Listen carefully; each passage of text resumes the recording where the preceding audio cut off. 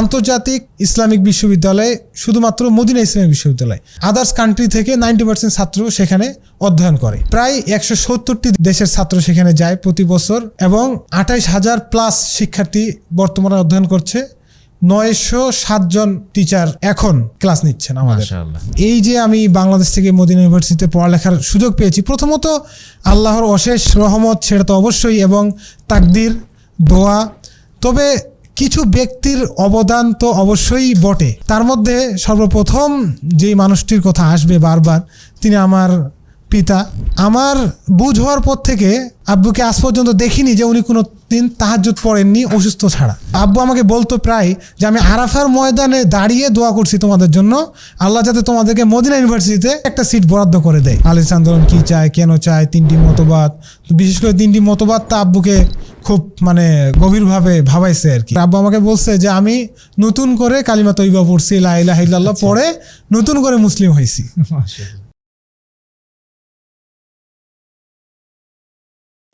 আসসালামু আলাইকুম ওয়া রাহমাতুল্লাহি ওয়া বারাকাতুহু। নাহমাদুহু ওয়া নুসাল্লি আলা রাসূলিহিল কারীম, আম্মা বাদ। দর্শক মণ্ডলী, আমরা বাংলাদেশের শিক্ষা ব্যবস্থা দেখেছি বাংলাদেশের আবাসিক প্রতিষ্ঠানগুলোর আবাসিক ব্যবস্থাপনা। সে সঙ্গে দেখেছি বাংলাদেশে ক্লাসরুমগুলোতে কীরকমভাবে পাঠদান দেওয়া হয়। কখনো কি প্রশ্ন জেগেছে, নবীর দেশ যেখানে মদিনা ইসলামী বিশ্ববিদ্যালয় অবস্থিত, সেইখানে পাঠদান দেওয়া হয় কিভাবে, পড়াশোনা করানো হয় কিভাবে, শিক্ষার্থীদেরকে শিক্ষক মণ্ডলী দার্স দেওয়ার ক্ষেত্রে কতটা আন্তরিক থাকেন, পরিবেশ কেমন, এবং একে অপরের সঙ্গে পড়াশোনা কেন্দ্রিক কেমন প্রতিযোগিতা চলে, এই সমস্ত কিছু আজকে আমরা জানার চেষ্টা করব মদিনা ইসলামী বিশ্ববিদ্যালয়ের একজন শিক্ষার্থীর কাছ থেকে। আমাদের সঙ্গে আজকে আছেন রায়হান উদ্দিন, যিনি ছিলেন আল মারকাজুল ইসলামী আস-সালাফির প্রাক্তন শিক্ষার্থী। আমরা আমাদের আজকের এই পর্বে তাকে স্বাগত জানাচ্ছি। আসসালামু আলাইকুম ওয়া রাহমাতুল্লাহি ওয়া বারাকাতুহু। ওয়ালাইকুম আসসালাম ওয়া রাহমাতুল্লাহি ওয়া বারাকাতুহু। রায়হানকে আমরা অসংখ্য ধন্যবাদ জানাচ্ছি যে আমাদের প্রোগ্রামে আজকে সময় দেওয়ার জন্য, এবং আশা করি সব কিছু মিলিয়ে ভালোই আছেন ইনশাআল্লাহ। আলহামদুলিল্লাহ, আল্লাহর অশেষ রহমতে ভালো আছি। আপনারা সবাই কেমন আছেন? জি আলহামদুলিল্লাহ ভালো আছি। আমরা তোমার কাছ থেকে আজকে সরাসরি মদিনা ইসলামী বিশ্ববিদ্যালয়ের অনেকগুলো বিষয় জানার চেষ্টা করব ইনশাআল্লাহ। আলহামদুলিল্লাহ, আমি অসংখ্য ধন্যবাদ জানাই হাদিস ফাউন্ডেশন শিক্ষা বোর্ডের সৌজন্যে আয়োজিত আজকের শিক্ষা সংলাপে আমাকে স্বাগত জানানোর জন্য অসংখ্য ধন্যবাদ। জি জাযাকাল্লাহু খায়রান। আমরা শুরু করবো ইনশাআল্লাহ। প্রিয় দর্শক, আপনারা দেখবেন এবং অন্য ভাইকে দেখানোর উদ্দেশ্যে অধিকারে শেয়ার করবেন এবং জানাবেন আপনি কোন স্থান থেকে দেখছেন। আর যদি আপনার মদিনা কেন্দ্রিক অথবা মদিনা বিশ্ববিদ্যালয় কেন্দ্রিক পড়াশোনা করার কোনো স্বপ্ন থেকে থাকে, অবশ্যই মন্তব্য অপশানে জানাবেন। সে সঙ্গে যদি আপনি মদিনা ইসলামী বিশ্ববিদ্যালয়ের শিক্ষার্থী হয়ে থাকেন, অবশ্যই সেটা কমেন্টে জানাবেন ইনশাল্লাহ। এই কেন্দ্রিক কোনো তথ্য কিংবা আপনার মনের কোনো কামনা বাসনা থাকলে অবশ্যই কমেন্টে জানিয়ে দেবেন। চলুন আমরা শুরু করি আমাদের আজকের পর্বটি। আমরা প্রথমেই রায়হানের পরিচয় জানতে চাইব। আমি হাফেজ মোহাম্মদ রায়হান উদ্দিন কবির, পিতা হুমায়ুন কবির। আমার জন্মস্থান দিনাজপুর জেলার বিরল থানায়, গ্রাম ধর্মপুর, পোস্ট কালিয়াগঞ্জ, 8 নম্বর ইউনিয়ন। আচ্ছা, মাশাআল্লাহ। তাহলে তোমার জন্মস্থান হচ্ছে দিনাজপুরে বিরল থানায়, এবং সেখানেই বড় হওয়া? জি, সেখানে বড় হওয়া বলতে শৈশবকাল সেখানেই অতিবাহিত হয়েছে। আচ্ছা আচ্ছা, মাশাআল্লাহ। পিতা কি করেন? পিতা বিজনেসম্যান। জি মাশাআল্লাহ। মদিনায় যাওয়া কতদিন হলো? মদিনায় গিয়েছি 25শে আগস্ট, ফ্লাইট ছিল 2024 সালের 25শে আগস্ট। 25শে আগস্ট, তাই না? প্রায় এক বছর হতে যাচ্ছে আর কি। জি জি, আগস্ট মাস শুরু হলো, সামনে 1 বছর পূর্ণ হবে ইনশাআল্লাহ। সেখানে পড়াশোনা হচ্ছে কোন বিভাগে? আমি এখন কুল্লিয়াতুল মাহাদ তালিমুল লুগাল আরাবিয়া, অর্থাৎ মদিনা ইসলামী বিশ্ববিদ্যালয়ের ভাষা যেই বিভাগ রয়েছে, ভাষা কোর্স, সেই বিভাগে অধ্যয়ন করছি। আচ্ছা, ভাষা বিভাগে অধ্যয়নরত আছো। জি হ্যাঁ, এখন তো মদিনা বিশ্ববিদ্যালয়ে পড়াশোনা হচ্ছে আলহামদুলিল্লাহ। আমরা জানতে চাইবো যে মদিনা বিশ্ববিদ্যালয়ে পড়াশোনা করার আগে একদম ছোটবেলায় পড়াশোনা শুরু হয়েছিল কোথায়? জি আলহামদুলিল্লাহ, আসলে আমরা অধিকাংশ মানুষই প্রাথমিক যেই পড়ালেখাটা সেটা তো মূলত পরিবার থেকেই শুরু হয়। তো আমিও তার ব্যতিক্রম নই। আমার একদমই শৈশবকালের কথা যদি বা স্মৃতিচারণ যদি করি তাহলে বিশেষ করে মায়ের কথাটাই আগে আসবে। অনেক ছোটতে আমরা 2 ভাই, 3 বছর ছোট বড় আর কি। আমি রায়হান, আমার ছোট ভাই রেজওয়ান। তো ছোট থাকতে এতটুকু মনে পড়ে এখনও, রাত্রে যখন শুইতাম তখন আম্মু মাঝখানে, আমাদের এক ভাইকে এই পাশে আরেক ভাইকে ওই পাশে, ডান বামে রেখে তো দেখা যেত যে বিশেষ করে ঘুমানোর দোয়া, সূরা ফাতিহা, তারপরে আপনার নাস, ফালাক, ইখলাস, এগুলা আরও বিভিন্ন দোয়া, খাবারের কিভাবে, এইসব কিছু আম্মু মানে শোয়ার সময়টাতে শিখাতেন আর কি। আচ্ছা, এটা তার দৈনন্দিন একটা মানে রুটিনের মধ্যে, হ্যাঁ, মতো হয়ে গেছিল। আমরা এইভাবেই শিখছি। বিশেষ করে অনেক দোয়া আমি এইভাবেই শিখছি। আর হাতে খড়ি যেটা মানে সরা থেকে শুরু করে আপনার ক্লাস 3-4 পর্যন্ত মায়ের কাছেই, মানে কোনো প্রাইভেট না, কোনো আচ্ছা। কিছু না, আম্মুই শিখিয়েছে। কোরআনের অনেকটা আম্মুর কাছ থেকেই শিখা, প্রায় মানে আলিফ বা থেকে শুরু করে সূচনাটা। আচ্ছা, আর প্রাতিষ্ঠানিক পড়াশোনাটা কোথা থেকে শুরু হলো? প্রাতিষ্ঠানিক পড়াটা বিশেষ করে গ্রাম অঞ্চলে আমরা জানি যে, এখন অবশ্য শহরেও হয়ে গেছে, তবে অনেক আগে থেকে গ্রাম অঞ্চলে মক্তবটা চালু ছিল খুব ভালো। জি, তো যার ফলে দেখা যেত যে সকাল বিকাল আমরা মক্তবে যেতাম। ফজর হলেই ফজরের নামাজ পড়ি, দৌড় দিতাম মক্তবে, আবার 8টা-9টার দিকে এসে দেখা যাচ্ছে যে স্কুলে যেতাম। তো এইভাবে আমার মক্তবে আমপাড়া, নাজেরা, কায়দা, এগুলো সব প্রায় যখন আমি 3য় শ্রেণী 4র্থ শ্রেণীতে উঠছি তখন আমার নাজেরা কমপ্লিট হয়ে গেছে। মানে কি, মানে এক কথায় আমি সকালে যেতাম মক্তবে কোরআন পড়ার জন্য বা নাজেরা শেখার জন্য। এরপরে আলিয়া মাদ্রাসায় পড়তাম, ওটা আমাদের হচ্ছে বাজারের মধ্যে ছিল, দাখিল মাদ্রাসা। আচ্ছা, তো ওই দাখিল মাদ্রাসায় ক্লাস 1 থেকে নিয়ে 4-এ পুরাটা পড়া হয়নি, কিছুটা সময় পড়া হয়েছে। তারপর কোথায় পড়াশোনা হলো? হ্যাঁ, এখান থেকে পড়ে আমি যখন নাজেরা আমার কমপ্লিট হয়ে গেল, তারপরে আমার ওস্তাদ বললেন, আমার ওস্তাদের নাম হচ্ছে রফিকুল ইসলাম, তো উনি আব্বুকে বললেন যে এর তো নাজেরা কমপ্লিট হয়ে গেছে, তো হেফজ করার জন্য তাকে হচ্ছে বাইরের ভালো কোনো প্রতিষ্ঠানে দিলে ভালো হয়। তো পরে আব্বু দিনাজপুরে, তারপরে ঢাকাতে, রাজশাহীতে বিভিন্ন জায়গায় খোঁজখবর নিয়েছেন। নেওয়ার পরে তো প্রথম অবস্থায় ঢাকাতে দেওয়ার কথা ছিল, কিন্তু আম্মুর জোরাজোরিতে, যেহেতু বয়স অনেক কম, আচ্ছা, সবে মাত্র 10, 9.5, 10 এরকম, তো বলতেছে না, থাকতে পারবে না। তো আমাকে দেওয়া হলো ওই দিনাজপুরের জামিয়া আরাবিয়া হাফিজিয়া নিউটন মাদ্রাসা। ওটা হেফস কোথায়, সদরের মধ্যে না বাইরে? সদরের মধ্যেই হেফস প্রতিষ্ঠান ছিল। তো সেখানে আমি আলহামদুলিল্লাহ 1.5 বছরে হেফস কমপ্লিট করি। 1.5 বছরে? 1.5 বছরে হেফস কমপ্লিট করি। নাজেরা পড়াশোনা কি মানে পুরো কোরআনটা পড়া হয়েছিল একবার? জি জি জি। আচ্ছা, মাশাআল্লাহ। তো ওই যে বললাম মক্তবেই আমার ওস্তাদ আমাকে হচ্ছে মানে ওখানে গাড়িটা আসলে স্টার্ট হয়ে গেছে। জি জি ক্লিয়ার করে দিয়েছিলেন, মানে এই জন্য আমার সময়টা আসলে নষ্ট হয়নি। মানে আলাদাভাবে যেমন ছাত্ররা এখন অনেকেই যারা হচ্ছে প্রথমে মাদ্রাসায় ভর্তি হওয়ার পরে দেখা যাচ্ছে যে আপনার প্রথমে কায়দা পড়ে, তারপরে নাজেরা কোরআনটা পুরাটাই শেষ করে এরপরে হেফজ বিভাগে যায়। তো এখানে হয় কি, দেখা যায় যে অনেকেরই হচ্ছে আপনার সময়টা নষ্ট হয় 1-2 বছর বা 1.5 বছর।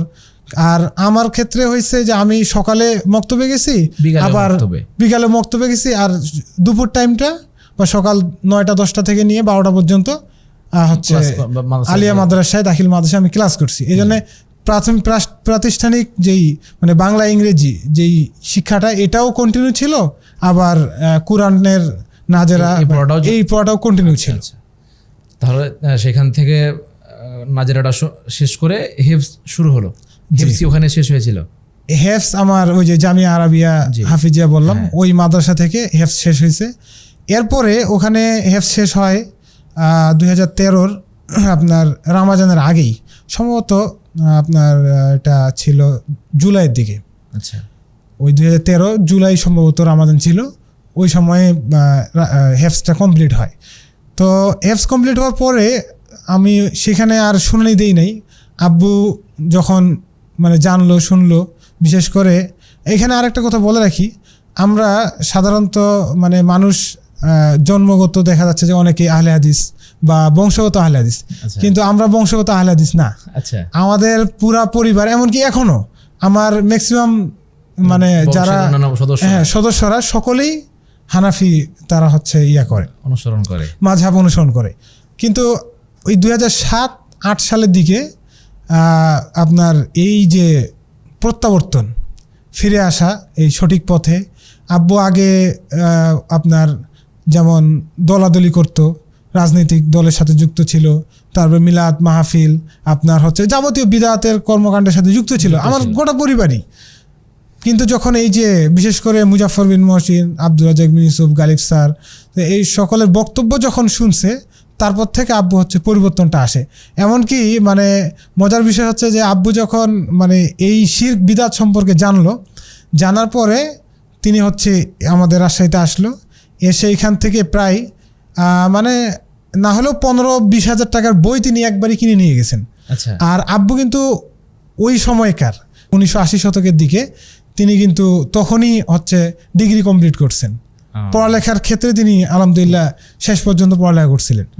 তো এরপরে যখন তিনি এই যে বইগুলো পড়লেন, বিশেষ করে গালিব স্যারের আপনার যাবতীয় যে বই সমাজ সংস্কারমূলক, আলিস আন্দোলন কী চায়, কেন চায়, 3টি মতবাদ, বিশেষ করে 3টি মতবাদটা আব্বুকে খুব মানে গভীরভাবে ভাবাইছে আর কি।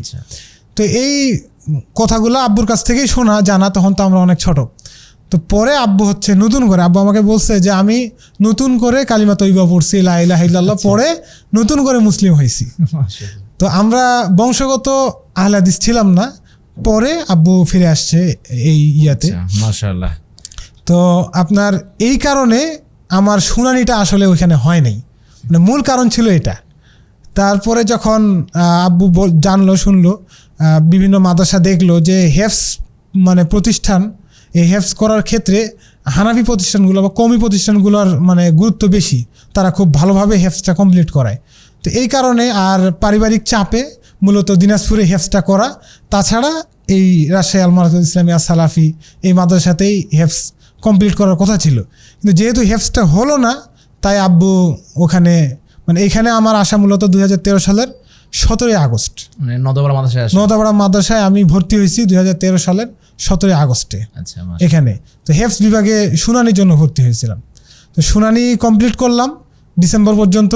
লুৎফর ওস্তাদজিকে আমার মানে হাফেজ লুৎফর রহমান খুবই মানে শ্রদ্ধাভাজন তিনি, এবং আমার জন্য অনেক কষ্ট করেছেন তিনি। এমনও সময় গেছে, বিশেষ করে বৃহস্পতিবার এক বসাতে তিনি 7-8 পারা শুনছে আমার, মাশাআল্লাহ। আর প্রতিদিন সকালে 1 পারা, সন্ধ্যায় 1 পারা করে শুনতেন। এবং উনি আলহামদুলিল্লাহ, আমরা তার জন্য দোয়া করি অন্তর থেকে। অবশ্যই উনি অনেক ছাত্রকে কোরআন মুখস্থ করিয়েছেন, অনেক এবং বহু শিক্ষার্থীর তিনি কোরআনটা শুদ্ধ করে দিয়েছেন অনেক।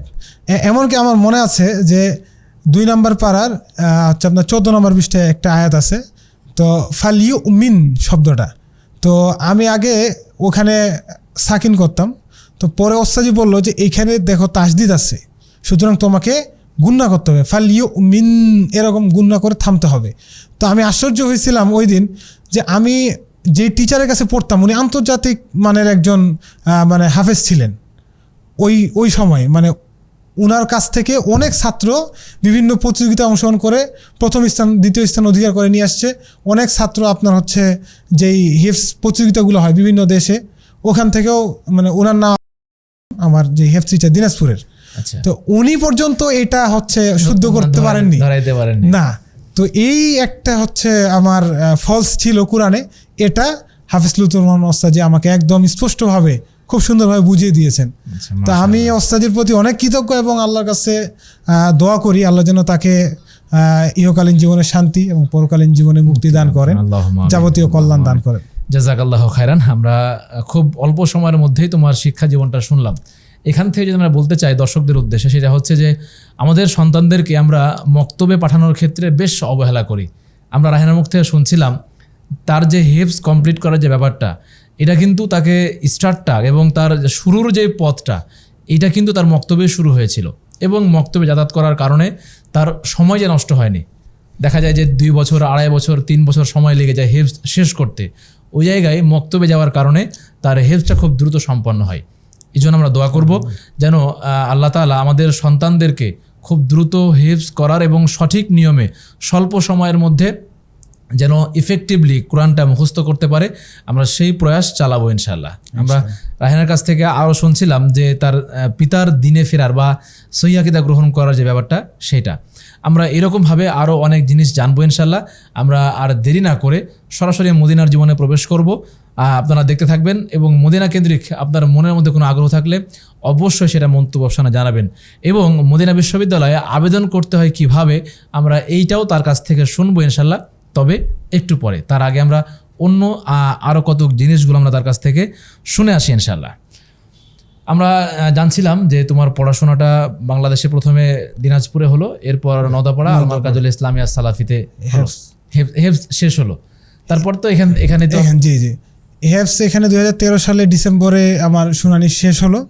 তো প্রায় আমি 5 বার ওস্তাদিকে শুনিয়েছিলাম আলহামদুলিল্লাহ। 5 বার? এই জি 3-4 মাসের মধ্যে 5 বার ওস্তাদিকে শুনিয়েছিলাম। এবং এরপরে যখন 2014 সালের জানুয়ারি চলে আসলো, আমি ভর্তি পরীক্ষা দিলাম। ক্লাস 4 আর আমার পড়া হলো না, আমার জীবনে 4টা কমপ্লিট হয় নাই। আচ্ছা। ক্লাস 3 পরে যে 4-এ উঠছিলাম, ওখান থেকে হেফসে কামব্যাক করলাম।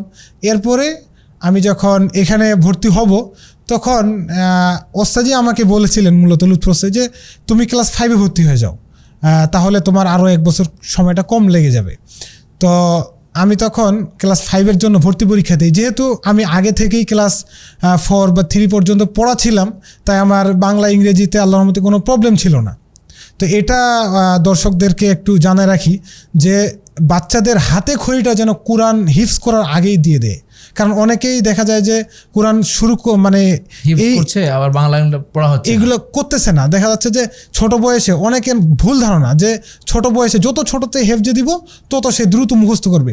এটা ঠিক আছে যে ছোট বয়সে হেফজটা দ্রুত মুখস্থ হয়, কোরআনটা দ্রুত মুখস্থ হয়, কিন্তু তার যদি হাতে খড়িটা না হয়, প্রাথমিক যেই একটা পড়ালেখা এটা যদি না থাকে, হেফজ কমপ্লিট করার পরে তাকে নতুন করে যখন শিখতে হয় তখন আগ্রহটা কমে যায়, তার আগ্রহটা কমে যায়, সে এই দিকে আর পড়তে চায় না। হ্যাঁ। তো এই কারণে উচিত হবে যে অন্তত ক্লাস 3-4 পর্যন্ত পড়ে তারপরে হেফজটা করা। তো আমি এরকমভাবেই যখন এখান থেকে হেফজ শুনাই দিলাম, এরপরে 2014 সালে জানুয়ারিতে আমি ক্লাস 5-এ ভর্তি হলাম। তো আলহামদুলিল্লাহ ক্লাস 5-এ উত্তীর্ণ হয়েছিলাম, প্লাস পেয়েছিলাম আমরা 2014 সালে সম্ভবত 7 জন, তার মধ্যে আমিও একজন আলহামদুলিল্লাহ।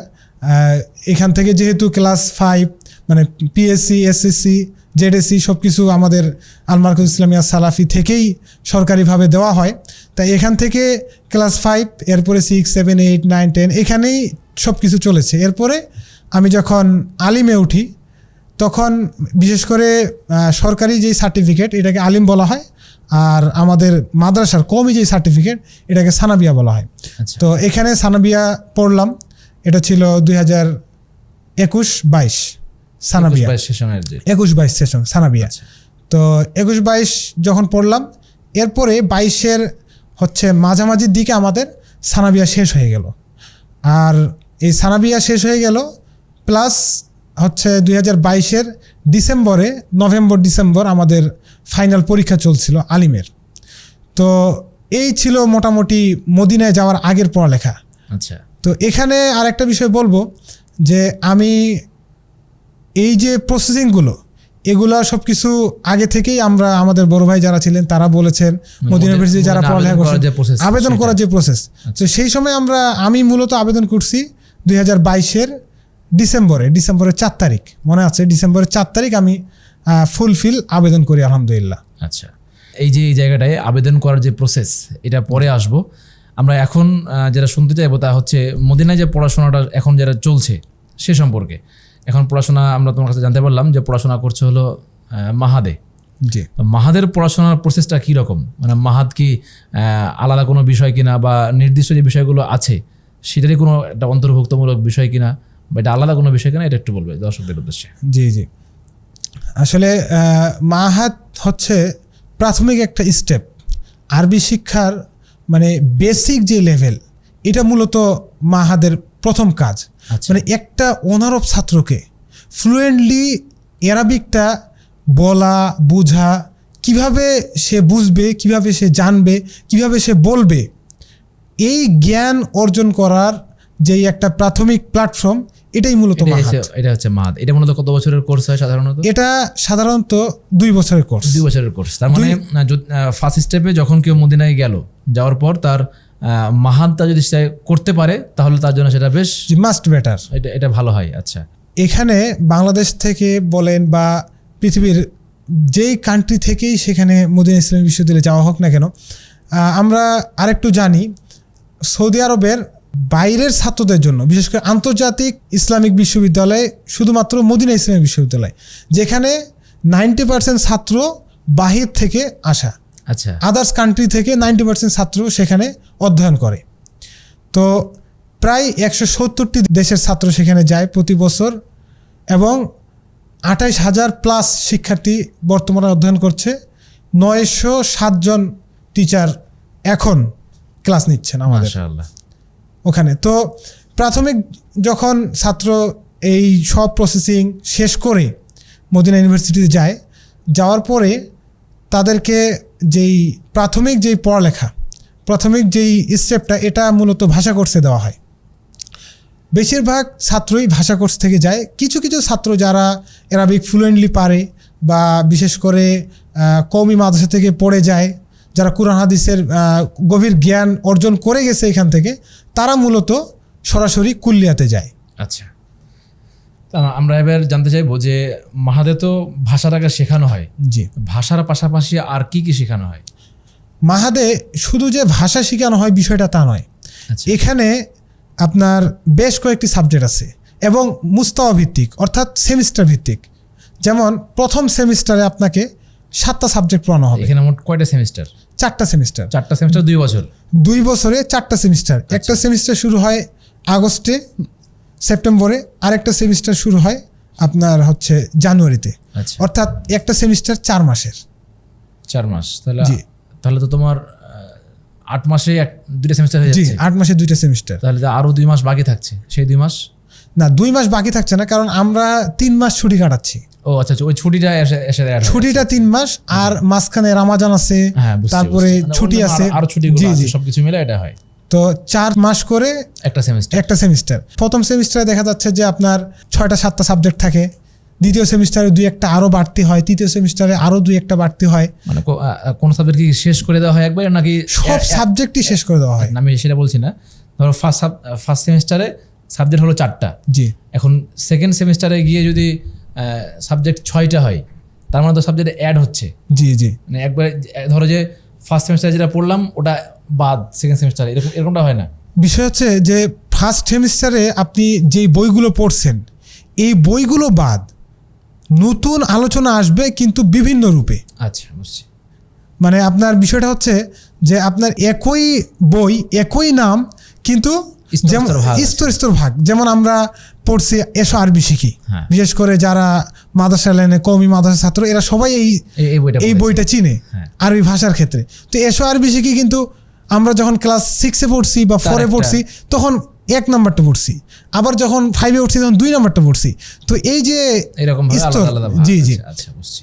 এমনকি এখানে আপনার কোরআন শুদ্ধকরণ, বিশেষ করে ভাষা কোর্সের অন্যতম একটা মানে যেই বিষয়টা গুরুত্ব দেওয়া হয় সেটা হচ্ছে কোরআনটাকে খুব সুন্দরভাবে, এমনও টিচার আছে যারা মানে দাঁতের মানে মাড়ি নিয়ে আসে, তারা বুঝায় দেয় যে এই মাখরাজটা এখান থেকে, জিহ্বাটা দাঁতের ওই গোড়ালিতে যায় লাগবে।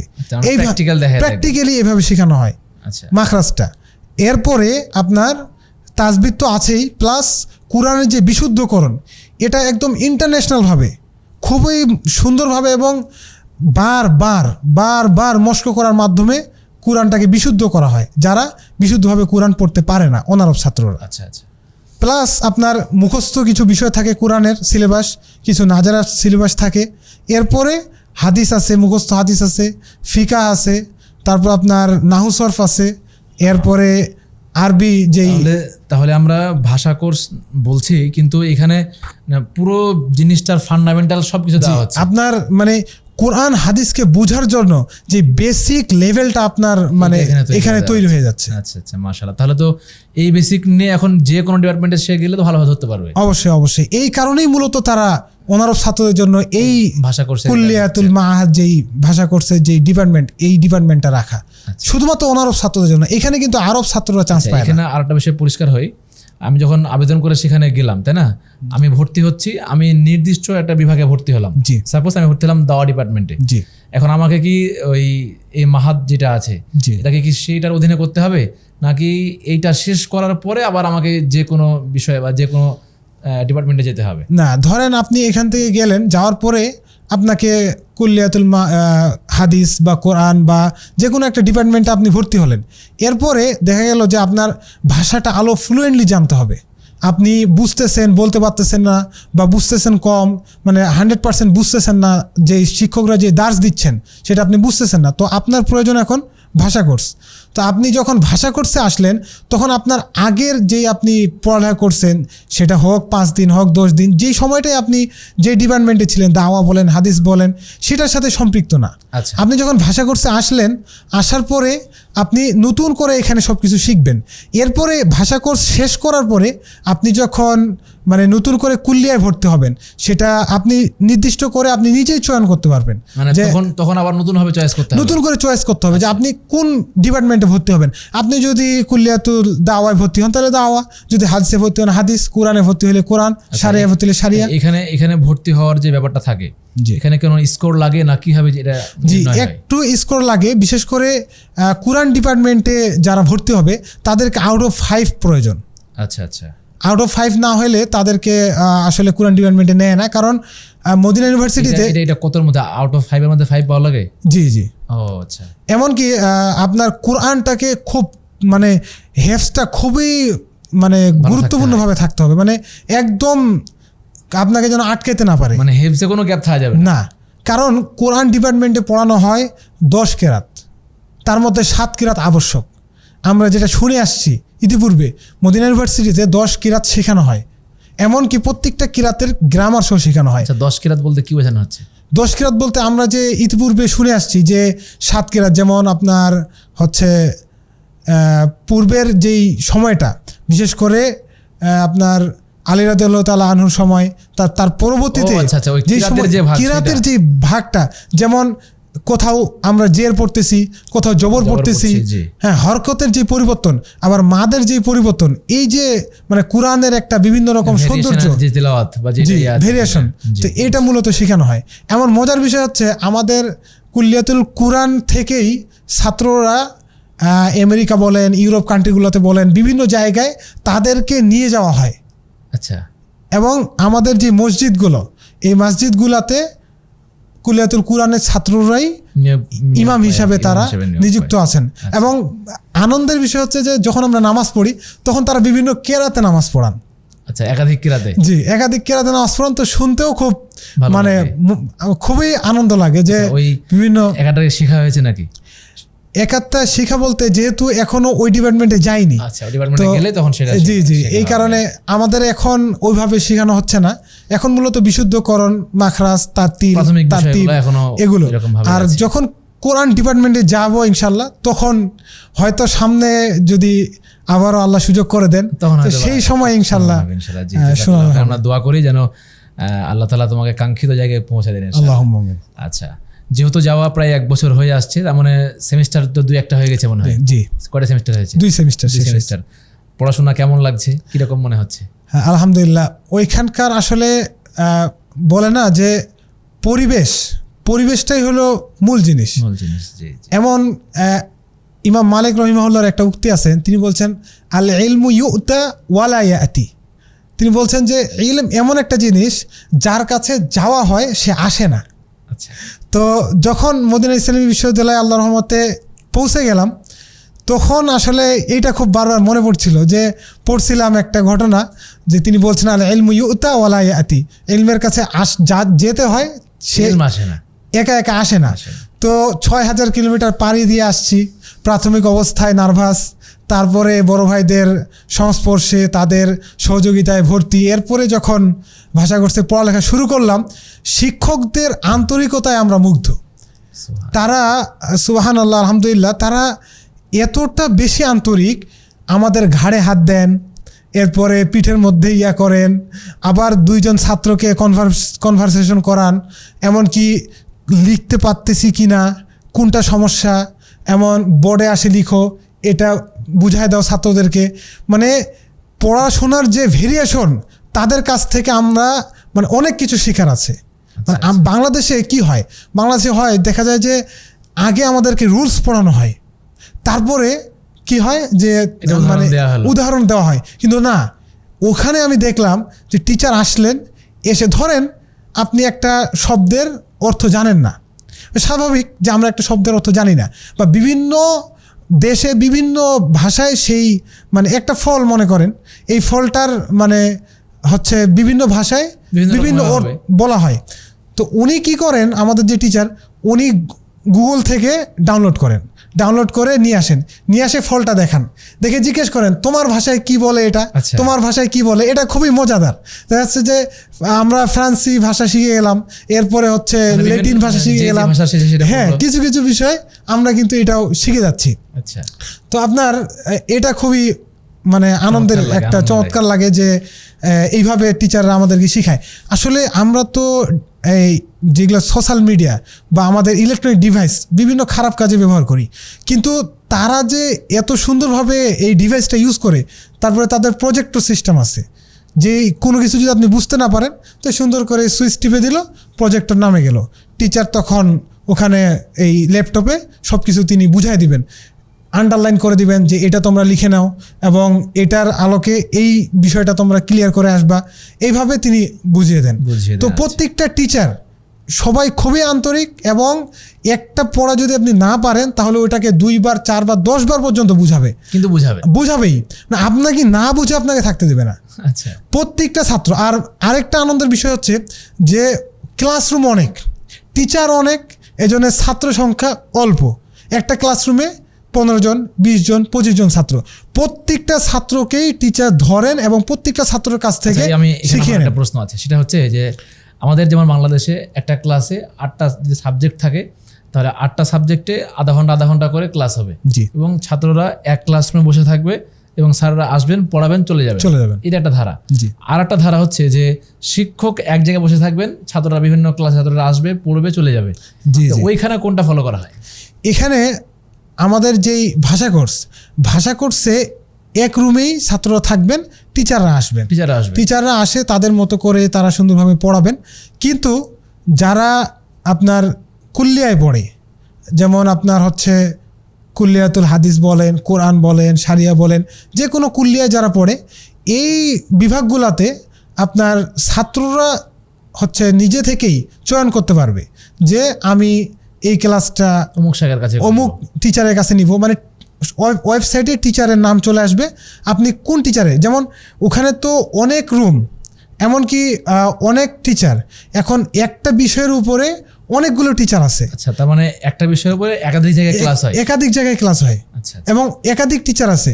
আপনি কোন টিচারের কাছে পড়বেন এটা আপনি সিলেক্ট করতে পারবেন, আর আপনি যদি সিলেক্ট না করেন তাহলে তারাই হচ্ছে অটোমেটিক্যালি সিলেক্ট করে দিবে। আচ্ছা, তো এটার ক্ষেত্রে হয় কি যে সকাল 8টা থেকে আমাদের ক্লাস শুরু হয়, চলতে থাকে একদম সন্ধ্যা 7টা পর্যন্ত।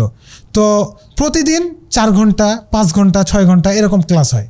তো আপনি দেখা যাচ্ছে সকাল 8টা থেকে যদি মানে টানা ক্লাস করেন তাহলে 1টা পর্যন্ত ক্লাস করতে হচ্ছে বা 12টা পর্যন্ত ক্লাস করতে হচ্ছে।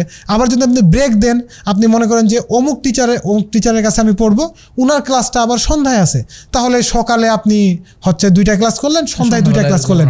তো আমাদের কোনো প্রবলেম হয় না। কেন? কারণ আমরা আবাসিকের মধ্যে থাকি। আচ্ছা, আমাদের জানে রাখা ভালো যে মদিনা ভার্সিটিতে আবাসিক ভবন আছে 25টা। আচ্ছা, তো 25টা ভবনের মধ্যে সবগুলোই মোটামুটি কাছাকাছি। তো একাডেমিক ভবন এবং আবাসিক ভবন তো আলাদা। হ্যাঁ, একাডেমিক ভবন আলাদা, আবাসিক ভবন আলাদা, কিন্তু কাছাকাছি, এক ক্যাম্পাসের মধ্যে, এক বাউন্ডারির মধ্যে। তো দেখা যাচ্ছে যে এইটাতে সমস্যা হয় না। যে আমরা বাংলাদেশে যেটা মানে ফেস করি, যে প্রবলেমটা আমাদের ক্রিয়েট হয়, যে বাসা থেকে ভার্সিটিতে গেলাম, থাকবো সারাদিন, হ্যাঁ, আবার ক্লাস বিকালে, এটা হয় না। এমনও হয় দেখা যাচ্ছে যে কখনো টিচার তিনি আসলেন না, সাপোজ একজন টিচার অসুস্থ, উনি আগেই জানিয়ে দিলেন যে আমি এই ক্লাসটা নিব না আজকে। তখন আমরা করি কি, একটা ক্লাস করে দেখা যাচ্ছে যে আমরা ক্যান্টিনে গিয়ে চা কফি খাইলাম, একটু ফ্রেশ হয়ে চলে আসলাম। প্রত্যেকটা কুল্লিয়াতেই ক্যান্টিন আছে, আচ্ছা, খাবার দাবারের জন্য। আচ্ছা, মাশাআল্লাহ। তাহলে মোট কথায় আমরা যেটা বুঝতে পারলাম, একাডেমিক সাইডে পড়াশোনার ব্যাপক সুযোগ এবং একাধিক উস্তাদের কাছে পড়াশোনার সুযোগ, আলহামদুলিল্লাহ, এবং এইখানে কোনো রেস্ট্রিকশন নাই। এমনকি আপনি চাইলে প্রত্যেকটা কুল্লিয়াতেই ক্লাস করতে পারবেন। আপনি যদি আমি পড়ি দাওয়াতে, আমি কি কোরআনের ক্লাস করতে পারবো? কোরআন ক্লাস করতে পারেন। আপনি কোরআন ক্লাসটা, আপনার যে কোরআন ক্লাস যে সিলেবাসটা আছে, এটা কোরআন ডিপার্টমেন্টে যেই টিচার ক্লাস নেন উনাকে সিলেক্ট করতে হবে। আপনি যদি উনাকে সিলেক্ট করেন তাহলে উনি তো আপনার দাওয়ায় এসে পড়াবেন না, উনি পড়াবেন কোরআন ডিপার্টমেন্টে। তো আপনাকে তখন কোরআন ডিপার্টমেন্টে যে ক্লাস করতে হবে। আপনি যদি ফিকার ক্লাস করেন, ধরেন ফিকা, আপনি তখন সারিয়ায় এসে ক্লাস করতে পারবেন। আচ্ছা আচ্ছা, মাশাআল্লাহ, জাযাকাল্লাহু খাইরান। তাহলে আমরা মোটামুটি বুঝতে পারলাম যে জ্ঞান অর্জন করতে চাইলে এবং জ্ঞানের কাছে যেতে হলে ওখানে যেতে হবে, আলহামদুলিল্লাহ, এবং ওখানে গিয়ে নিজের ইচ্ছাকে কাজে লাগিয়ে পুরোটা নেওয়ার চেষ্টা করতে হবে। আর ওখানকার পরিবেশটা এমন যে আপনি বসে থাকতে ভালো লাগবে না, আপনাকে হচ্ছে আড্ডা দিতে ভালো লাগবে না, পড়তেই ভালো লাগবে। কারণ আপনি মসজিদে যাবেন, দেখবেন আমাদের মসজিদগুলো কেমন, আমাদের মসজিদগুলো টানা 5 কাতার 6 কাতার, সামনে 2টা রেক আছে, ওখানে কোরআন রেখে দিয়েছে। কিন্তু না, সৌদিয়ান সব মসজিদেই 3 কাতার বা 4 কাতার পরে দেখা যাচ্ছে একটা লাইন রেখে দিয়েছে, মাঝখানে ফাঁকা, ওইখানে বক্স আকারে কোরআন আছে, হাদিসের কিতাব আছে, বিভিন্ন কিতাব আছে। তারপরে আবার 3-4 কাতার আবার এরকম বক্স আকারে সব রেখে দিয়েছে তারা। এমনকি তারা হচ্ছে শুধু ওই যে বক্স আকারে কোরআনগুলোই রাখে নাই সাজায়, তারা পাশাপাশি রেহালগুলোও রেখে দিয়েছে, বিভিন্ন আকারে রেহাল রাখছে। তারপর ওই যে আমাদের এখন টি টেবিল আমরা যেগুলো পাই ছোট, এই টেবিলগুলোও আছে। আপনার যেটা খুশি আপনি একটা টেনে নেন, নিয়ে আপনি পড়তে থাকেন। তো আমরা যখন মসজিদে যাই তখন দেখি যে মানে মসজিদ 24 ঘন্টা খোলা। আমাদের দেশে দেখা যায় যে অনেক সময় মসজিদ মানে বন্ধ থাকে, দেখা যাচ্ছে কেউ নামাজ পড়ার জন্য যাবে, সে কিন্তু মসজিদে হচ্ছে অ্যাক্সেস পাচ্ছে না, সুযোগ সুবিধা পাচ্ছে না। কিন্তু ওখানে 24 ঘন্টা মসজিদ খোলা, 24 ঘন্টা লাইব্রেরি খোলা, মানে অল টাইম আপনাকে সার্ভিস দিচ্ছে। তো এই কারণে আমাদের সুযোগ সুবিধা অনেক বেশি। মসজিদে গেলেই দেখা যাচ্ছে যে বিভিন্ন ছাত্র তারা বসে কোরআন পড়ছেন, হাদিস পড়ছেন, মুখস্থ করছেন, মুতুন পড়ছেন, বিভিন্ন মানে আঙ্গিকে পড়ালেখা করছে। আবার অনেকে সময় দেখা যায় পড়তে পড়তে মাথা ধরে গেছে, শুয়ে আছেন, শুয়ে একটু রেস্ট নিচ্ছেন। আবার অনেকে চা কফির হচ্ছে ফ্লাক্স নিয়ে যান, যখন ক্লান্ত হয়ে যাচ্ছে তখন খেয়ে দিয়ে আবার পড়ছেন। এমনও ছাত্র আছে যারা শুধু সালাত ক্লাস আর আপনার খাওয়া দাওয়া বাদে অল টাইম লাইব্রেরিতে থাকেন। মাশাআল্লাহ, রাতেও রুমে আসেন না, ওইখানেই ঘুমাচ্ছেন লাইব্রেরিতে। অনেক বড় লাইব্রেরি আছে আলহামদুলিল্লাহ, এমনকি লাইব্রেরিতে হাজার হাজার কিতাব, এবং মানে খুবই সুন্দর পরিবেশ, লাইটিং যেমন সুন্দর, এবং লাইব্রেরিতে চা কফি নাস্তা সব কিছুর ব্যবস্থা আছে। আপনি বসবেন সুন্দরভাবে, কোনটা প্রয়োজন আপনাকে সরবরাহ করা হবে। আচ্ছা আচ্ছা, শুধুমাত্র জ্ঞান অর্জনের জন্য। সুবহানাল্লাহ। এখানে একটা বিষয় বলতে হয় যে মানে সেই দেশের সরকার জ্ঞান অর্জন করার কত রকম ব্যবস্থা করে রেখেছে আলহামদুলিল্লাহ। আর আমাদের দেশে দেখা যায় যে শিক্ষা খাতে আমরা বাজেট কম পাই। যাই হোক, আমরা সেই দিকটা না যাই, আমরা আজকে ভালো ভালো জিনিসগুলো আলোচনা করি ইনশাল্লাহ। প্রিয় দর্শক, আপনারা দেখছেন, আশা করি আজকের প্রোগ্রামটা আপনারা বেশ উপভোগ করছেন এবং শেষ পর্যন্ত আমাদের সঙ্গে থাকবেন ইনশাল্লাহ। আমরা এবার জানতে চাইবো রায়হানের কাছে যে সেখানকার আবাসিকগুলো কীরকম। দেখা যায় যে বাংলাদেশের বিশ্ববিদ্যালয়গুলোর যে হল, এখন অবশ্য অনেকগুলা নতুন নতুন হল তৈরি হচ্ছে এবং অনেক ভালো ভালো পরিবেশ হচ্ছে, এরপরেও দেখা যায় যে হলগুলোর অবস্থা একদম জরাজীর্ণ থাকে এবং সেখানকার পরিবেশটা আসলে লাইব্রেরি ছাড়া রুমে যে পড়াশোনা করবে এরকম পরিবেশ তারা পায় না। এবং মানে বাংলাদেশের আবাসিক যে হলগুলো আছে সেগুলোতে গণরুমের যে ব্যবহার আছে, এরপরে এক জায়গায় গাদাগাদি করে থাকার যে ব্যাপারগুলো আছে, তো এই জায়গাটা থেকে ওই জায়গার আবাসিক হলগুলো কেমন মনে হচ্ছে? আলহামদুলিল্লাহ, আসলে বাংলাদেশের আবাসিক হলের সাথে ওগুলোর তুলনাই হয় না, তুলনা করাটাও হচ্ছে বোকামি। তো আলহামদুলিল্লাহ ওখানকার আবাসিক যদি বলি তাহলে আপনার একটা রুমে দেখা যাচ্ছে 2 জন 3 জন 4 জন এরকম ছাত্র থাকে। আচ্ছা, একটা রুম কত বড়? রুমগুলোর প্রশস্ততা অনুযায়ী ছাত্ররা থাকে।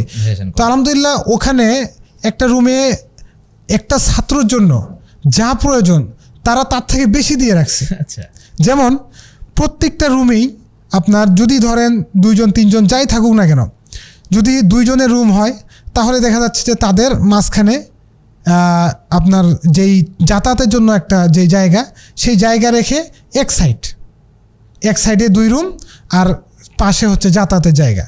আচ্ছা, আর যদি 4 রুমের বা 3 রুমের হয় তাহলে মাঝখানে যাতায়াতের জায়গা এই পাশে দুইজন, এই পাশে ওই পাশে দুজন, বা এই পাশে দুইজন, ওই পাশে একজন, এইভাবে করা আছে। আর ফেসিলিটিস যেগুলো মানে তারা দিয়ে রাখছে আমাদেরকে, বক্স খাট, এরপরে আলমারি, এরপরে ওয়ার্ড্রোব, এরপর আপনার টেবিল, চেয়ার, প্লাস আপনার মানে রেক, যা কিছু প্রয়োজন। আচ্ছা, কাপড় ধোয়াটা কি হয়? কাপড় ধোয়াটা আসলে ওখানে সাধারণত ওয়াশিং মেশিনেই ছাত্ররা কাপড় ধোয়, ওয়াশিং মেশিনে মানে কেউ হাতে কাপড় ধোয় না, ওখানে ওয়াশিং মেশিনটাই সচরাচর। তবে ওয়াশিং মেশিনটা সেখান থেকে কিনে নিতে হয়। মানে দেখা যাচ্ছে যে বাঙালি যারা আমরা আছি, তো আমাদের তো এক ফ্লোরে 5-7 জন তো থাকেই সাধারণত। তো দেখা যাচ্ছে যে 7 জন মিলে একটা কিনে নিলাম, 700 রিয়াল। ওখানে ইলেকট্রনিক ডিভাইসের দাম কম, ইলেকট্রনিক যে জিনিসগুলো এগুলো দাম। বাংলাদেশে যে 50-60 হাজার টাকা হয় ওয়াশিং মেশিনের, ওখানে 25,000 টাকা 30,000 টাকার মধ্যে ভালো ওয়াশিং মেশিন। তো একটা কিনে নিলাম, নিয়ে ধরেন যে যে যার মতো করে ব্যবহার করে, আলহামদুলিল্লাহ কোনো সমস্যা হয় না। আবার অনেকে ওয়াশিং মেশিন ইউজ করে না, ভার্সিটির পাশেই আপনার লন্ড্রি দোকান আছে, ওখানে গিয়ে দিয়ে দিলেই আপনার ধুয়ে লন্ড্রি করে দিবে মাত্র 3 রিয়াল। আচ্ছা আচ্ছা। আর রুমে আপনার মানে যেটা ঠান্ডা বা আপনার যাবতীয় যেই মানে ওখানকার আবহাওয়া তো অনেক গরম, হ্যাঁ রুর আবহাওয়া আমরা জানি, অনেক গরম। তো এই কারণে প্রত্যেকটা রুমেই পর্যাপ্ত পরিমাণে এসির ব্যবস্থা আছে, আলহামদুলিল্লাহ ছাত্রদের কোনো সমস্যা হয় না। এবং আপনার রুমে যদি একটা লাইট নষ্ট হয় বা যে কোনো একটা কিছু যদি না থাকে, জাস্ট ওয়েবসাইটে ঢুকে তাওয়াসুল নামের একটা ইয়ে আছে আপনার, আমাদের ওয়েবসাইটে সব কিছু, হাতে নাতে কিচ্ছু করা লাগে না, আপনার অফিসেও যাওয়া লাগবে না, কিচ্ছু করতে হবে না। আপনি ঢুকবেন, আপনি ওখানে ঢুকে ওখানে হচ্ছে বলবেন, লিখবেন যে আমার এই জিনিসটা নষ্ট হয়ে গেছে, এটার প্রয়োজন। 1-2 দিন বা কিছু ঘন্টার মধ্যে দেখবেন যে আপনার সমাধান হয়ে গেছে। সুবহানাল্লাহ। প্রিয় দর্শক, একবার কল্পনা করে দেখেন, আপনি এরকম একটা পরিবেশের মধ্যে আছেন যেখানে আপনার খাবার দাবারের কোনো চিন্তা নেই, আপনি যে রুমে আছেন সেই রুমটা পুরোপুরি পরিপাটি, এবং আপনার কাপড় ধোয়ার ঝামেলা নেই। তার মানে এরকম পরিবেশ থাকলে আপনার কি পড়তে ইচ্ছা করবে না? আপনার কি মন চাইবে না যে আমি একটা সুন্দর একটা বই খুলে একবার খুলে দেখি?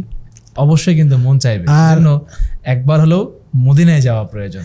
হ্যাঁ, আমরা শুনবো। আরও একটু বিষয় বলি যে একই রুমে যে আমরা 2-3 জন 4 জন থাকি, তার মানে এটা না যে আমাদের একজনের সাথে আরেকজনের রেষারেষি বা হচ্ছে ঝামেলা হয় না। সবাই খুবই আন্তরিক।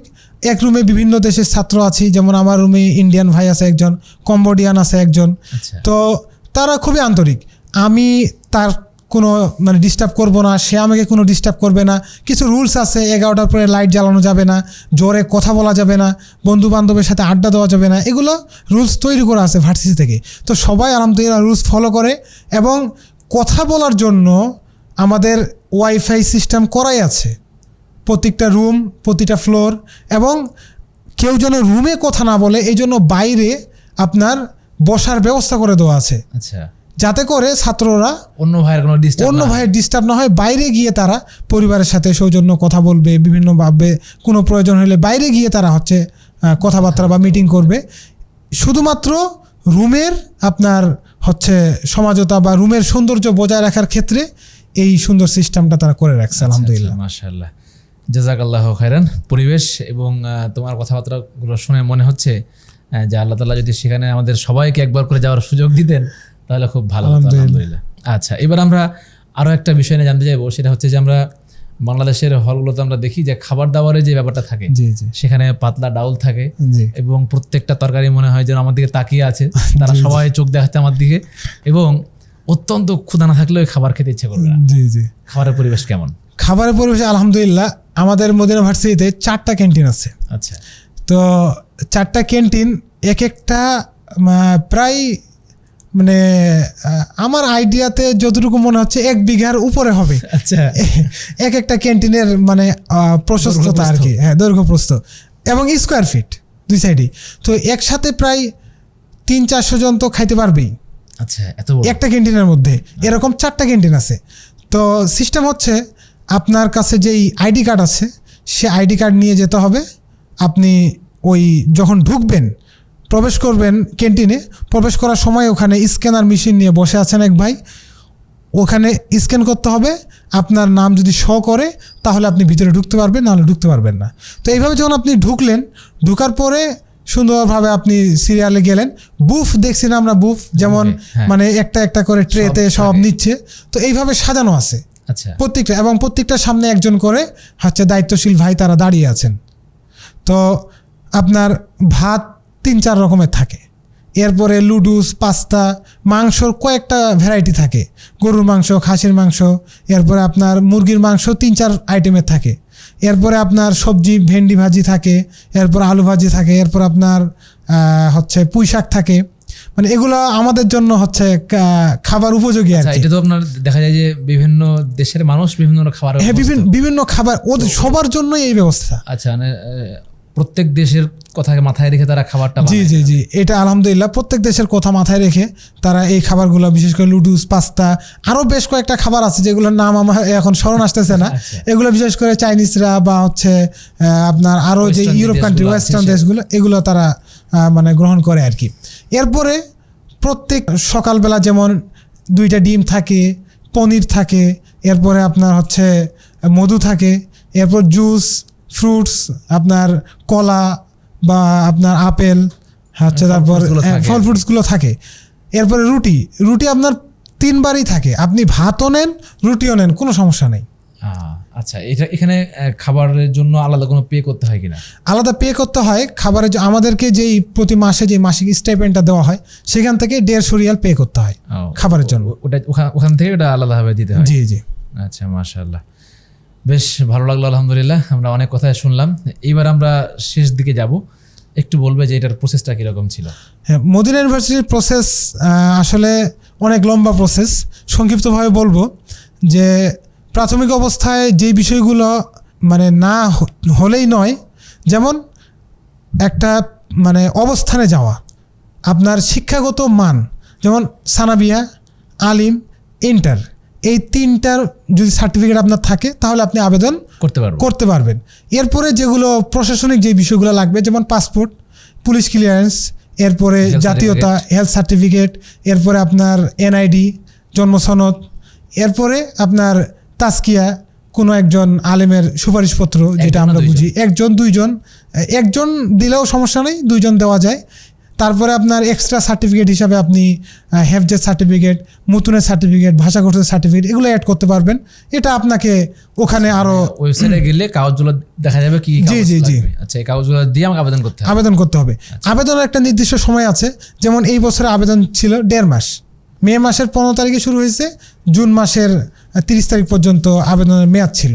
এই বছর 1.5 মাস। তো এইভাবে আপনার সময় থাকে। তো কোনো বছরে দেখা যাচ্ছে নভেম্বর ডিসেম্বরে দেয়, কোনো বছরে দেখা যাচ্ছে যে মে জুন জুলাইয়ে দিল। তাদের একটা নির্দিষ্ট সময়ে আবেদনটা করতে হয়। তো আবেদন করার পূর্বে আপনাকে এই কাগজপত্রগুলো রেডি রাখতে হবে।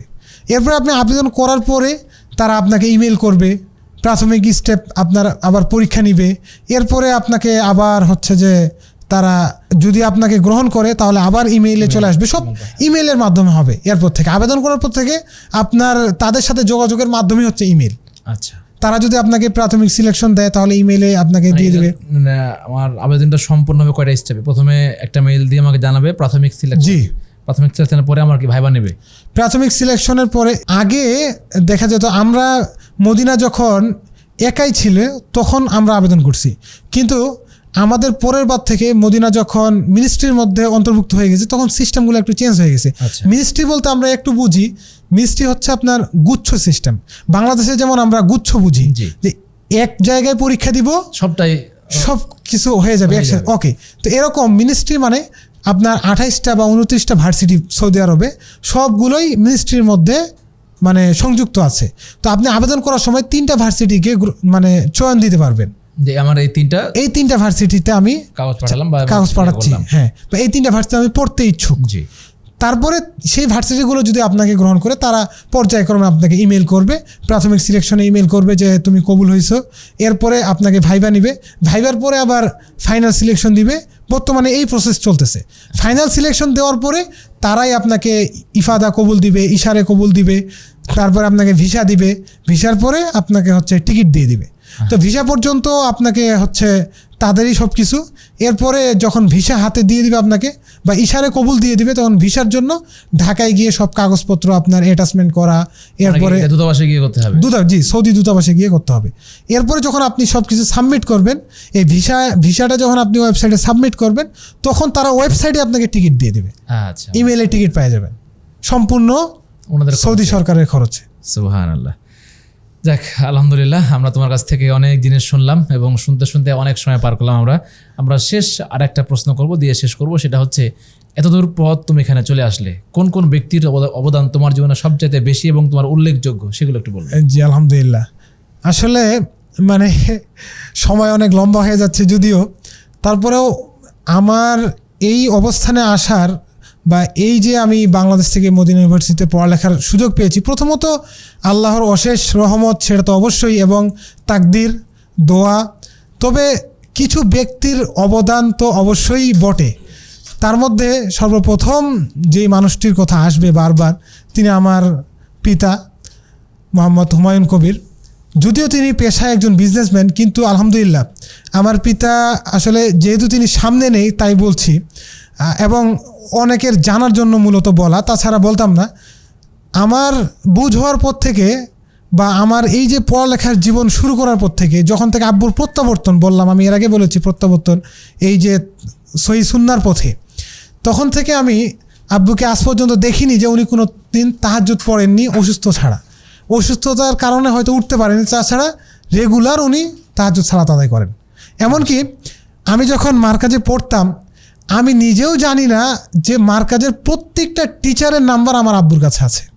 আচ্ছা, উনি প্রত্যেকটা টিচারের সাথে কথা বলতেন যে কি অবস্থা আমার ছেলের, কিভাবে কি করতে হবে, কোন সাবজেক্টটা সমস্যা বা কি সমস্যা, তার আদব কায়দা ঠিক আছে কি না, পড়ালেখা ঠিক মতো করতেছি কি না। তো আলহামদুলিল্লাহ আমরা আল্লাহর রহমতে শিক্ষকদের সাথে কখনোই অসম্মানজনক কোনো কাজ করিনি। পড়ালেখা আলহামদুলিল্লাহ এইটা করছি। তো আব্বু আমাকে একটা কথা বলতো যে বাবা, আমার এক রোল দরকার নেই, তোমাকে মানে ক্লাসে ফার্স্ট বয় হইতে হবে না, কিন্তু যে বইটা তুমি পড়তেছো এই বইটা পড়ানোর যোগ্যতা অর্জন করো, আমি এইটা চাই। তো আলহামদুলিল্লাহ আমি দেখেছি আমার ক্লাসের আমার রোল ম্যাক্সিমাম সময় 2-3 এরকম হইতো। তো দেখা যেত যে ওই 1 রোল 2 রোল যারা আছে এরাও আমাদেরকে ভয় করতো। কেন? কারণ আমাদের একটা এক্সট্রা ছিল যে আমরা হাফেজ ছিলাম এবং দ্রুত মুখস্থ বা বিভিন্ন বিষয় বোঝার ক্ষেত্রে আমার আগে যারা আছে তারাও আমার কাছ থেকে বিভিন্ন বিষয় বুঝাই নিয়েছে আলহামদুলিল্লাহ। তো আব্বুর এই কথাটা আমার কাছে খুবই মানে একটা মানে প্লাস পয়েন্ট, পড়াশোনার প্রতি ছিল। এমনকি যখন আমি মদিনা কেন্দ্রিক যে বিষয়টা বলবো, যেহেতু মদিনা ইসলামের বিষয়টা আমি অধ্যয়ন করছি, মদিনায় যাওয়ার ক্ষেত্রে যে বিষয়টা বলবো, এটা আব্বুর মানে এক্সট্রা চাহিদার কারণেই মূলত মানে এটার প্রতি আমার এতটা ঝোঁক, মানে মদিনা ভার্সিটির প্রতি মানে আগ্রহের কারণে, বা এই আমি শুধুমাত্র মদিনাতেই পড়ালেখা করবো এই কারণে আমি অন্য ভার্সিটির চয়েসও দিই নাই, বাংলাদেশের কোনো ভার্সিটিতেও আমি পরীক্ষা দিই নাই। আমি যখন এখানে ইন্টার পরীক্ষা শেষ করলাম, তখন বিভিন্ন বন্ধুরা সবাই মানে কোচিংয়ে ভর্তি প্রিপারেশন নিচ্ছে, অ্যাডমিশনের জন্য প্রস্তুতি নিচ্ছে, বিভিন্ন কোচিংয়ে ভর্তি হয়েছে। তো মানে মনে মনে আমারও ইচ্ছা জাগলো যে না, ভার্সিটিতে অ্যাডমিশন দেওয়াটা দরকার, চান্স পাই না পাই পরের ব্যাপার।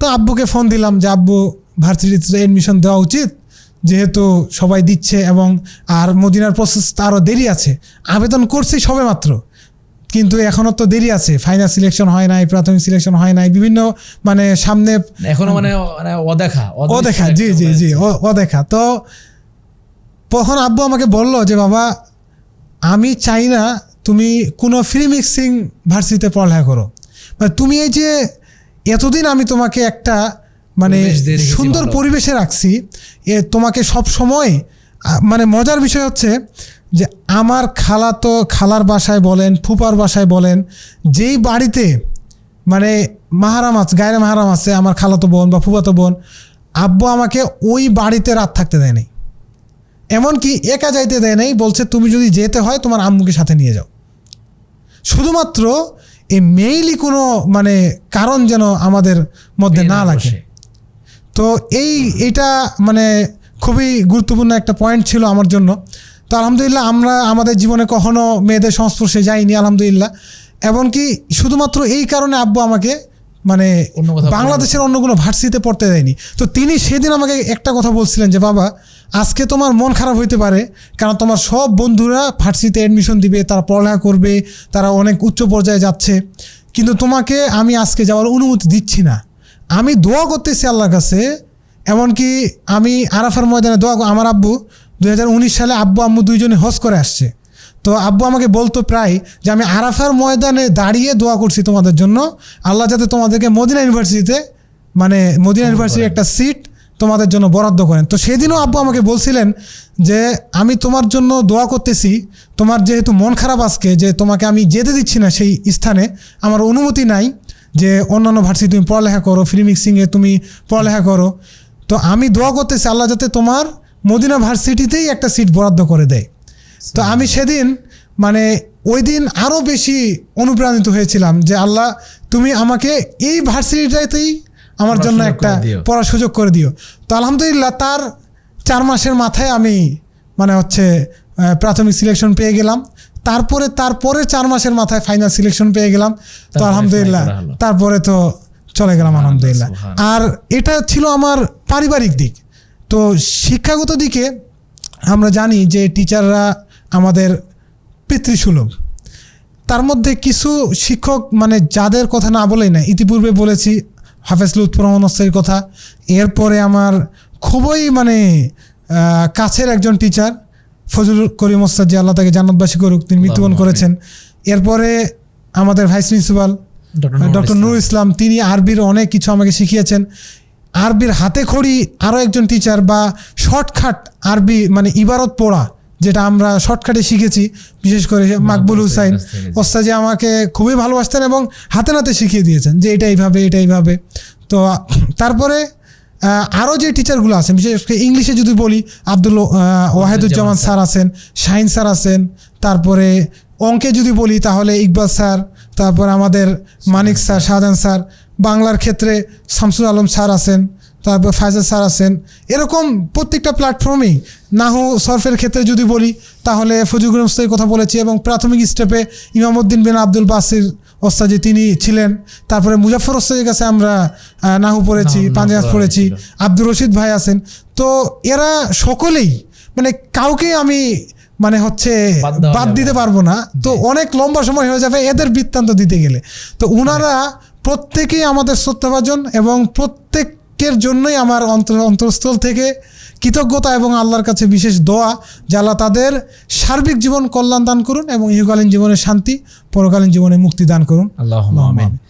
জাযাকাল্লাহু খায়রান। আমরা দীর্ঘ সময় শুনলাম, খুব 2-1 মিনিটে যদি দর্শকদের উদ্দেশ্যে কিছু বলার থাকে। দর্শকদের উদ্দেশ্যে তেমন কিছু বলবো না, যেহেতু আজকের আয়োজনটা মূলত ছাত্রদের জন্য, তাই ছাত্র বা অভিভাবক বললেও হবে। প্রথমত অভিভাবকদের জন্য কথা হচ্ছে যে আপনি যে একজন সন্তানের পিতা, তো পিতার মতো পিতা হতে হবে। প্রথমত আপনার ইনকাম হালাল হতে হবে, এক কথায় পবিত্র হতে হবে। আপনি যদি পবিত্র পরিবেশ, আপনার যদি তাজকিয়া না থাকে, তারবিয়াত না থাকে, তাহলে তো আপনার সন্তান কখনোই একজন আদর্শবান হবে না। যেহেতু আমাদের আদর্শটা রাসূল সাল্লাল্লাহু আলাইহি ওয়াসাল্লামের জীবন থেকে আসা, যেহেতু তিনি আমাদের অনুকরণীয় অনুসরণীয় ব্যক্তিত্ব, তাই ইসলামিক নীতি নৈতিকতার সাথেই একজন সন্তানকে লালন পালন করতে হবে। তার জন্মের পর থেকেই, জন্ম থেকেই তার শিষ্টাচার ইসলামিক কুরআন এবং সুন্নাহর আলোকে হতে হবে। তো এটা অভিভাবকদেরকে বিশেষ মানে তাদের প্রতি আমার অনুরোধ থাকবে যে তাদের যাবতীয় কাজ যেন ইসলামের আলোকে হয়, কুরআন সুন্নাহর আলোকে হয়। তাদের যেন তারা যাবতীয় হারামকে বর্জন করে মানে হালালকে গ্রহণ করে, এটাই তাদের প্রতি আমার বিশেষ অনুরোধ। এবং বাচ্চাদেরকে বিভিন্ন প্ল্যাটফর্মে চাপিয়ে না দিয়ে তাদের মেধার বিকাশ কিভাবে ঘটবে এবং তারা কোন দিকে গেলে ভালো হবে, কোন প্ল্যাটফর্মে তার সন্তানটা ভালো করবে। প্রত্যেকটা সন্তান কিন্তু ডাক্তার হতে পারবে না, সবার মেধা একরকম নয়, সবাই একরকমভাবে মানে বেড়ে উঠবে না। সুতরাং অভিভাবককে জানতে হবে তার সন্তানটা কোন দিকে ভালো, আসলে সে তার প্রতিভাটা কোথায় বেশি। এক একজনের এক এক প্রতিভা, তার প্রতিভার বিকাশটাকে ঘটানোর জন্য পিতা হিসাবে, মা হিসাবে, পরিবার হিসাবে সে অবশ্যই তাকে সেই জ্ঞানটা অর্জন করতে হবে বা তাকে সেইভাবে লালন পালন করতে হবে এবং ইসলামিক পরিবেশ দিতে হবে। প্লাস হচ্ছে বন্ধু, যাতে করে খারাপ বন্ধুদের সাথে না মিশে, এটা খুবই মানে। এবং দেখা যায় যে অনেকেই রাত্রেবেলা বাইরে থাকতেছে। আমরা এত বড় হয়ে গেছি, আমার এখন 25 বছর বয়স চলতেছে, আমি আজ পর্যন্ত কোনোদিন মাগরিব পরে বাইরে যেতে পারিনি আম্মুর ভয়ের কারণে। আমার মা মানে এখন পর্যন্ত আমার মাকে আমি, এখন তো সম্মানের ক্ষেত্রে, কিন্তু একটা সময় ছিল যে আমাদেরকে প্রচুর পরিমাণে হচ্ছে শাসন করতো, মাইর দিত। মাগরিব পরে কোনোভাবেই বাড়ির বাইরে থাকা যাবে না, এমনকি খারাপ বন্ধু বান্ধবের সাথে মিশা যাবে না, খারাপ কথা মুখ দিয়ে উচ্চারণ করা যাবে না। এগুলো আমরা পরিবার থেকে শিখেছি। তাহলে আমরা মোট কথা বলতে পারি যে পারিবারিক দিকটা যেন সুন্দর হয়, এটা খেয়াল রাখতে হবে। অবশ্যই অবশ্যই একজন সন্তানের পারিবারিক দিকটা যদি ভালো হয় তাহলে সে অবশ্যই একজন আদর্শবান সন্তান হিসেবে গড়ে উঠবে। জি। এরপরে ছাত্রদের, যেহেতু আজকের আয়োজন ছাত্রদেরকে নিয়েই, যেহেতু যারা তলবে ইলম আছে তারা এই যে প্ল্যাটফর্মে যাবে, যে তাদের ক্ষেত্রে দুইটা জিনিস না বললেই নয়। আমি প্রথমে বলবো আব্দুর রহমান বিন আবি হাতেমের একটা উক্তি আছে, তিনি বলছেন যে লা ইউস্তাতাউল ইলমু বিরাহাতিল জাসাদি। তিনি বলছেন যে যারা শিক্ষার্থী, অর্থাৎ ইলম কখনো শরীরের শান্তি কামনা করে ইলম হবে না, ইলম কখনো অর্জন হয় না। তো সুতরাং ইলম অর্জন করার জন্য আপনাকে সর্বদাই মানে কষ্ট করতে হবে, কষ্ট শরীরে করতে দিতে হবে, মুজাহাদা হতে হবে, মুজাহিদ হতে হবে। আরেকটা মানে উক্তি না বললেই নয়, আমরা জানি ইমাম শাফি রহিমাহুল্লাহর একটা বিখ্যাত মানে তার উক্তি আছেন, তিনি বলছেন যে লান তানালাল ইলমা ইল্লা বিসিত্তা, যে 6টি বিষয় ছাড়া কখনোই জ্ঞান অর্জন করা সম্ভব নয়। তার মধ্যে যাকাউন মেধা, ওয়া হিরসুন আগ্রহ, মানে জ্ঞান অর্জন যে আপনি করবেন এটার আগ্রহ থাকা, তারপর ওয়া ইজতিহাদুন প্রচেষ্টা, মানে সর্বাত্মক প্রচেষ্টা, জ্ঞান অর্জনের জন্য সবসময় লেগে থাকতে হবে। এরপরে ওয়া বুলগতুন, বুলগতুন মানে হচ্ছে ধন সম্পদ। তো ধন সম্পদ, অর্থনৈতিক সাপোর্ট থাকতে হবে। তো অর্থনৈতিক সাপোর্ট কে দিবে? প্রাথমিক অবস্থায় পরিবার দিবে, কিন্তু বর্তমানে যারা মদিনা ইসলামী বিশ্ববিদ্যালয়ে পড়ালেখা করছে আলহামদুলিল্লাহ, আমাদের সার্বিক ব্যবস্থা, খাওয়া দাওয়া, থাকা, যাওয়া আসা, এমনকি হাত খরচ, প্রত্যেকটা প্ল্যাটফর্মেই আমাদের সৌদি সরকার এটা বহন করছে আলহামদুলিল্লাহ। এরপরে ওয়া সোহবাত উস্তাজ, মানে ওস্তাদের সান্নিধ্যে আসা, ওস্তাদের মানে সহচার্যে আসা, সংস্পর্শে আসা। এরপরে যেটা শেষ, অতুলু জামান, লম্বা সময় নিয়ে হচ্ছে আপনার পড়তে হবে। তো ছাত্রদেরকে বলবো যে এই যে ইমাম শাফি রহিমাহুল্লাহ এত সুন্দরভাবে তিনি একটা মানে এই 6টি বিষয় বিশ্লেষণ করে দিয়েছেন, এই 6টি বিষয় যদি একটা ছাত্রের মধ্যে থাকে, সে অবশ্যই একজন প্রকৃত ছাত্র, ভালো শিক্ষার্থী হতে পারবে। আর বিশেষ করে আরও কিছু বলবো ছাত্রদের উদ্দেশ্যে, যেহেতু সকলেরই মানে ইচ্ছা বা প্রত্যেকটা পরিবার, প্রত্যেকটা বাবা মা তারা চায় আমার সন্তান একজন সফল মানুষ হিসেবে তৈরি হোক, আদর্শ মানুষ হিসেবে তৈরি হোক। তো আদর্শ মানুষ তৈরি হওয়ার ক্ষেত্রে পারিবারিক যেমন একটা চলাফেরা বা পারিবারিক যে একটা পরিচালনা দরকার সেটা যেমন প্রয়োজন, সেই ক্ষেত্রে একাডেমিক পরিচালনাও দরকার। একাডেমিক যে একটা হচ্ছে সুন্দর যে পরিবেশ এটাও দরকার। সেই ক্ষেত্রে আমি বলবো যে ছাত্ররা প্রথমত তাদের নিয়তকে পরিশুদ্ধ করতে হবে। নিয়তটা একদম খালেস নিয়ত হতে হবে যে আমি কুরআন এবং সুন্নাহর যেই জ্ঞান, এই জ্ঞান অর্জন করব এবং এটাকে প্রচার করব। দ্বিতীয়ত তাদের মানে এই কুরআন এবং সুন্নাহর জ্ঞান অর্জনের ক্ষেত্রে আল্লাহর প্রতি মানে পূর্ণ তাওয়াক্কুল থাকতে হবে যে ইনশাআল্লাহ আল্লাহ চাইলে আমি সম্ভব, অবশ্যই আমি পারবো। এরপরে যেই কাজটা করতে হবে, প্রচেষ্টা, সর্বাত্মক প্রচেষ্টা করতে হবে এই জ্ঞান অর্জন করার ক্ষেত্রে। এবং সর্বশেষ যেই কাজ সেটি হলো বেশি বেশি দোয়া করা। দোয়া ছাড়া কোনোভাবেই আপনি ভালো স্থানে যেতে পারবেন, কারণ আমরা জানি আর দোয়াও সিলাহুল মুমিন, সহিহ মুসলিমের মধ্যে আছে দোয়া হচ্ছে মুমিনের অস্ত্র। আর দোয়াও হুয়াল ইবাদা, দোয়া হলো ইবাদত। আল্লাহ বলছেন উদউনি আস্তাজিব লাকুম, তোমরা আমাকে ডাকো আমি তোমাদেরটাকে সাড়া দেব। মূলত পরিবার এবং একাডেমিক পড়ালেখা এবং নিজের প্রচেষ্টা, সবার সমন্বিত একজন প্রয়াসের মাধ্যমেই একজন সফল মানুষ, আদর্শ মানুষ এবং আদর্শ ছাত্র হিসাবে আমরা গড়ে উঠতে পারবো। আমি নিজেও এখনো শিখছি। আরেকটা মোস্ট পয়েন্ট বলতে ভুলে গেছি, সেটা হলো আদব। আমরা কিন্তু ছাত্ররা মানে অনেক ছাত্র আছে আমাদের মধ্যে, বিশেষ করে শিক্ষকদের কাছেও আমি এই মানে খফটা বা এই বিষয়টা আমি তাদের একটা মানে শুনেছি যে তারা এটা নিজেদের মধ্যে থেকে ক্ষোভ প্রকাশ করেন বা একটা হচ্ছে মানে খুবই তারা অনুশোচনা প্রকাশ করেন যে আসলে ছাত্ররা পর্যাপ্ত পরিমাণে আদব কায়দা পাচ্ছে না, চলাফেরা করছে না। আসলে আগের তুলনায় আমাদের আদব কায়দা নষ্ট হয়ে গেছে। তো আমরা জানি ইমাম মালিক রহিমাউল্লাহ তিনি 20 বছর পড়ালেখা করেছেন, তার মধ্যে 19 বছর তিনি শুধু আদব বিভাগে পড়ালেখা করেছেন, মানে শুধু শিষ্টাচার শিখবেন যে কিভাবে মানুষের সাথে কথা বলতে হবে, কিভাবে মানে চলাফেরা করতে হবে, এটা শিখেছেন। এমনকি তিনি বলছেন, আমি যে 1 বছর কোরআন হাদিস পড়ালেখা করেছি, আমার মনে হচ্ছিল যে আরও 1 বছর যদি আমি মানে আদব পড়তাম, মানে শিষ্টাচার শিখতাম তাহলে মনে হয় বেশি ভালো হতো। সুবহানাল্লাহ। তাহলে তারা কিভাবে শিষ্টাচারটা শিখেছেন, তারা কিভাবে আদবটা শিখেছেন? তো ছাত্রদেরকে বলবো অবশ্যই একজন মানে আদবওয়ালা ছাত্র হতে হবে, তার মধ্যে মানে সুন্দর একটা শিষ্টাচার চরিত্র থাকতে হবে। জি, থাকতে হবে। কেননা রাসূল সাল্লাল্লাহু আলাইহি ওয়াসাল্লামের জীবনী যদি আমরা দেখি তাহলে আয়েশা রাদিয়াল্লাহু তাআলা বলছেন কানা খুলুকুল কোরআন, তার চরিত্রই ছিল কোরআন। আল্লাহ সুবহানাহু ওয়া তাআলা কালামের মধ্যে নিজেই বলেছেন যে তিনি হচ্ছেন মহান চরিত্রের অধিকারী এবং তিনি আমাদের এই কোরআনের একদম বাস্তব রূপকার, কোরআনের ধারক এবং বাহক।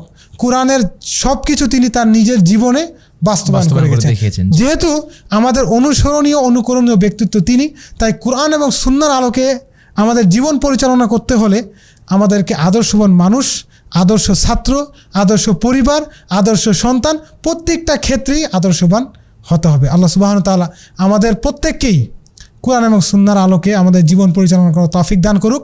এবং ছাত্ররা যারা বাংলাদেশে আছেন, পড়ালেখা করছেন, বা বিভিন্ন কান্ট্রিতে যারা পড়ালেখা করছেন, তাদের প্রত্যেকেরই উচিত যে বাহিরের কান্ট্রিগুলোতে অ্যাপ্লাই করা এবং বাহির দেশ থেকে আদার্স কান্ট্রি যারা স্কলারশিপ নিয়ে সেখান থেকে জ্ঞান অর্জন করে আসা। কারণ বাংলাদেশে এক দেশের ছাত্র পড়ালেখা করছেন, কিন্তু সেই দেশে 170টা দেশের ছাত্র পড়ালেখা করছেন। তাহলে এখানকার অভিজ্ঞতা আর সেখানকার অভিজ্ঞতার মধ্যে অনেক ফারাক রয়েছে। তাই চেষ্টা করব যে অ্যাপ্লাই করার এবং চেষ্টা করব বেশি বেশি দোয়া করার, দোয়া নেওয়ার। আল্লাহ যাতে আমাদের ছাত্র ভাইদেরকে সকলকেই যাতে কবুল করেন। আল্লাহুম্মা আমিন। আল্লাহুম্মা আমিন। জাযাকাল্লাহু খাইরান। আমরা তোমার কাছ থেকে অনেক জিনিস শিখলাম, জানলাম, আলহামদুলিল্লাহ। আমরা দোয়া করি যেন মহান আল্লাহ তাআলা তোমাকে ইহকালে এবং পরকালে উভয়কালে সফলতা দান করেন। আল্লাহুম্মা আমিন। আল্লাহুম্মা আমিন। জাযাকাল্লাহু খাইরান। প্রিয় দর্শক, আপনারাও অনেকক্ষণ থেকে শুনছেন, আমাদের এই প্রোগ্রাম দেখছেন। আমরা জানাবো যে আমরা এখান থেকে যে শিক্ষাগুলো অর্জন করলাম, এগুলো যেন আমরা আমাদের পরিবারে, আমাদের সমাজে এবং আমাদের প্রতিষ্ঠানে বাস্তবায়ন করতে পারি। আমরা সেই চেষ্টা করবো ইনশাল্লাহ। সবাইকে অসংখ্য ধন্যবাদ জানাচ্ছি এবং এতক্ষণ পর্যন্ত আমাদের সঙ্গে থাকার জন্য জাযাকাল্লাহু খাইরান। সামনের পর্ব দেখার আহ্বান জানিয়ে আজকের পর্বটি আমরা এখানে শেষ করছি। সুবহানাকাল্লাহুম্মা বিহামদিকা আশহাদু আল্লা ইলাহা ইল্লা আনতা আস্তাগফিরুকা ওয়া আতুবু ইলাইক। আসসালামু আলাইকুম ওয়া রাহমাতুল্লাহি ওয়া বারাকাতুহু।